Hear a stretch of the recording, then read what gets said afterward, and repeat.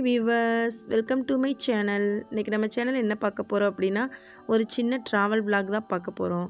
Travel விலாக்னு சொன்னது ரொம்ப long ட்ரைவ்னு நினச்சிக்காதீங்க. பக்கத்தில் இருக்கிற ரோட்டு கடைக்கு தாங்க போகிறோம்.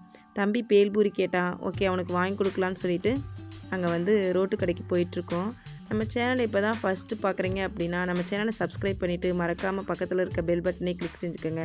அப்போ தான் நான் போடுற வீடியோஸ் எல்லாம் உங்களுக்கு நோட்டிஃபிகேஷனாக வரும். இப்போ பார்த்திங்கன்னா பழனியாண்டவர் காலேஜ் பக்கத்தில் போனதும் ஒரே லைட் செட்டிங்காக சும்மா கோலாகலமாக பார்க்க ரொம்ப அழகாக பிரம்மாண்டமாக இருந்துச்சுங்க.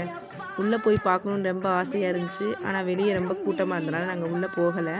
பார்த்திங்கன்னா வெளியே பேனர் வச்சுருக்காங்க மயில் முருகன் போட்டு.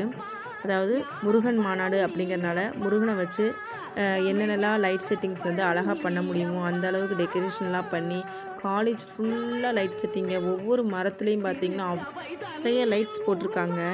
இந்த மாநாட்டுக்கு யார் விசிட்டிங் வரான்னு பார்த்தீங்கன்னா நம்ம முதல்வர் ஐயா அவர்களுடைய மனைவி துர்கா ஸ்டாலின் அவர்கள் விசிட்டிங் வராங்க. இங்கே 10,000 பேர் அமர்ந்து பார்க்கக்கூடிய அளவிற்கு இடவசதிகள்லாம் ஏற்பாடு செய்யப்பட்டிருக்கு. அது இல்லாமல் இந்த மாநாட்டில் பங்கேற்கக்கூடிய அனைவருக்குமே 200 கிராம் பஞ்சாமிர்தம் ஃப்ரீயாக கொடுக்குறாங்க. இந்த இன்ஃபர்மேஷனை இப்போ தான் ஃபஸ்ட்டு பார்க்குறீங்க அப்படின்னா மறக்காமல் மாநாட்டில் கலந்துக்கிட்டு சனி ஞாயிறு 2 நாட்கள் ஏற்பாடு செஞ்சுருக்காங்க. கலந்துட்டு பஞ்சாமிர்தத்தை இலவசமாக வாங்கிக்கிட்டு சந்தோஷமாக நீங்கள் வீட்டுக்கு போகலாம். இப்போ வாங்க, நம்ம ரோட்டு கடைக்கு வந்துட்டோம்.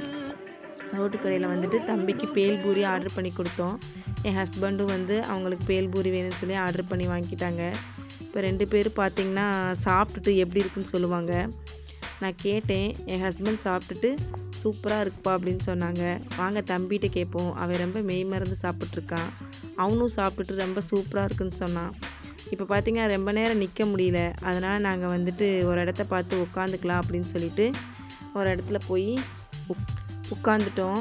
பார்த்திங்கன்னா தம்பி சாப்பிட்டு முடிச்சிட்டான். அவ்வளோதாங்க, வீட்டுக்கு பாய் பாய்னு கிளம்பியாச்சு. தேங்க்ஸ் ஃபார் வாட்சிங்.